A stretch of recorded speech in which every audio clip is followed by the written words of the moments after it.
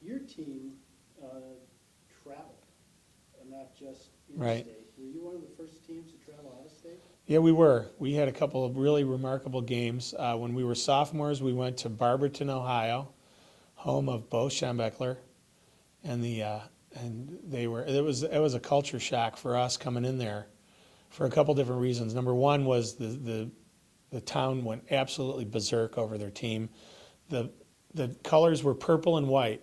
The Barberton Magics were their name, and they had a great player who ended up going to Michigan later, Lawrence Ricks, and they were a good team. And I remember we pulled through the middle of their town, and the street, the road was painted purple and white.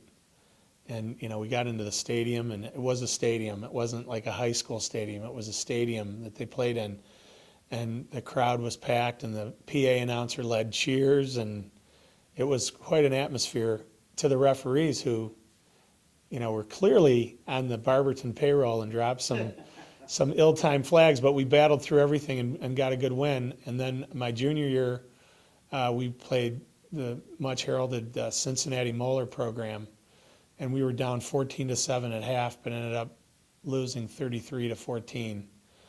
But even that game, we were getting taken to pretty good. It was a good team. We had some injuries on that team that we went down there with. It wasn't as good as the 79 team, and it wasn't as good as the 80 team that we went with the next year. But we were a pretty good team, but not compared. Their center could pull and trap the end, and he went to play for Ohio State. I think every one of those guys went to a major Division I school.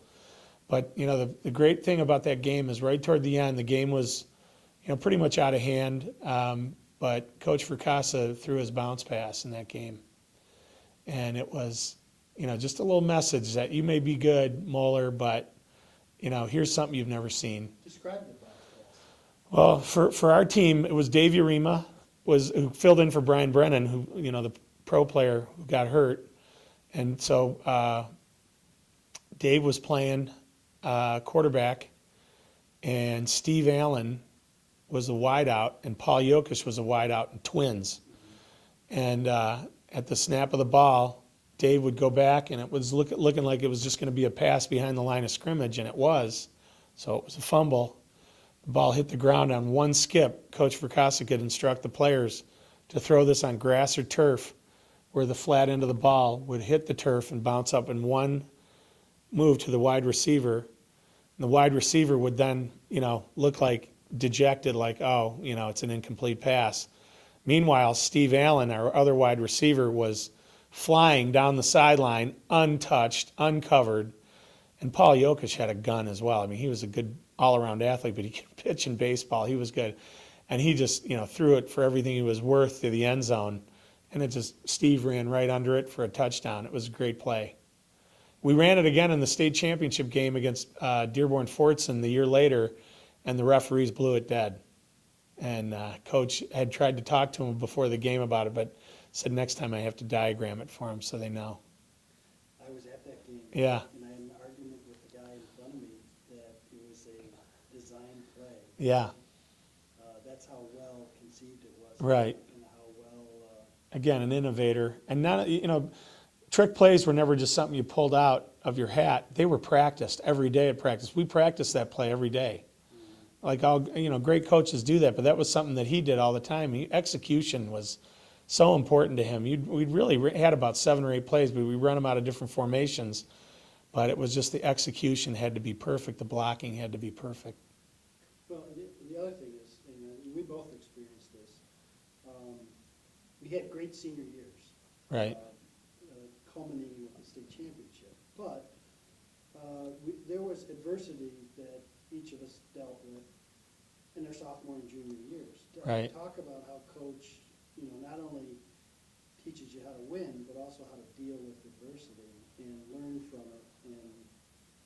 Well, that was very personal for me because I got injured my sophomore year, and I tore my knee very badly, and to this day it still affects me. But in the scrimmage at West Bloomfield against Flint Powers, I went up and intercepted a pass and came down in a sprinkler hole. And I had my knee taped, or not my knee, my ankle, because I'd been playing basketball the day before as a kid and with a lot of energy and sprained my ankle. So they taped it. Well, when I came down in the sprinkler hole, there was no give. And I really tore everything. I tore the cartilage, tore ligaments, cruciate ligaments, medial collateral ligaments. It was a bad one. And I really wanted to come back and play. And, every step along the way, when I was a sophomore and then my junior year, I tried to played 3 games and then re-injured it again. And you really get dejected because you really want to be part of it. And I was a linebacker and a running back at one time, and I ended up a lineman. I didn't care. I wanted to be part of it. And Coach Fracassa was always so great about making sure he wanted you back. He wanted you to experience it and was really a great motivator to get you back and get you healthy to try to work it. But yeah, in our seasons, when our junior year especially, we lost 3 games. And we lost a heartbreaker to Catholic Central in overtime. And we lost to Bishop Gallagher in an absolute shootout, 33-30. With a quarterback that ended up going to Syracuse, I bet, based on that game. And then we lost to somebody else that year, but we lost 3 games. Oh, Moeller, right. And so we lost 3 games, which was really kind of unheard of for us. We were on a roll back then and had won, 2 state championships, and we're looking for another one. And so it was an uncharacteristic season. And I say out of that season, our junior year with 3 losses, especially after the Catholic Central game, it was such a motivator for us on the off season in the weight room. I remember working out with Mike Wellage, our center, every day after school, and Jim Ostrowski and my brother Tim and Dave Ebbing and Chris Niehaus and all these guys. We would hit the weight room and discussion about Catholic Central. And that overtime loss was on everybody's mind, and we worked hard. And that was a big difference. I remember jumping rope and lifting, everything you could possibly do, going out and sprinting. We really worked hard after in that off season, and that was, from adversity came a championship, and it's so true. Mm-hmm. And it's probably something that you continue to learn from throughout life. Yeah, and those are tough lessons. Yeah. They really are, and it's hard sometimes when you're going through that to realize there will be something good coming down the road. But again, I think it was Coach Fracassa when we played football who always made that clear to you that could happen. That adversity is not a bad thing. Mm-hmm. Even on the personal scale or on a team scale. So it was good. Yeah, good. So you didn't want to talk about our 7 St. Bede's guys in our state championship game or the 10 St. Regis guys? There is a question that I've asked all the former players that I've interviewed. Yeah. Now, excluding your brother who was a captain, if you were to choose all the captains at Brother Rice, like your favorite or the best one, which one would you choose? Excluding my brother? Yeah. And looking at the different guys and everything? Yeah, and considering that. It's hard to say because you're not on that team, but I mean. Well, and also including the 74 team and the captains on that team. Yeah. Starting with them. Well, Ted Fox would be a guy that I would definitely want to play for. He would be good. Got it. 3 for 3. Yeah.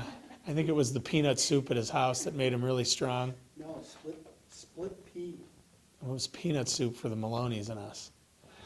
No, that's it. I mean, that he does a good job picking a lot of his captains, I think, for the most part. No, he does. And that's an important one. Because he can't be. It was funny because the captains, I remember Tim used to have to shine shoes. Do you have to do that too? His shoes. He'd say, here, yep, take them home with you. Shine them up. He used to have us take the game ball home the night before the game.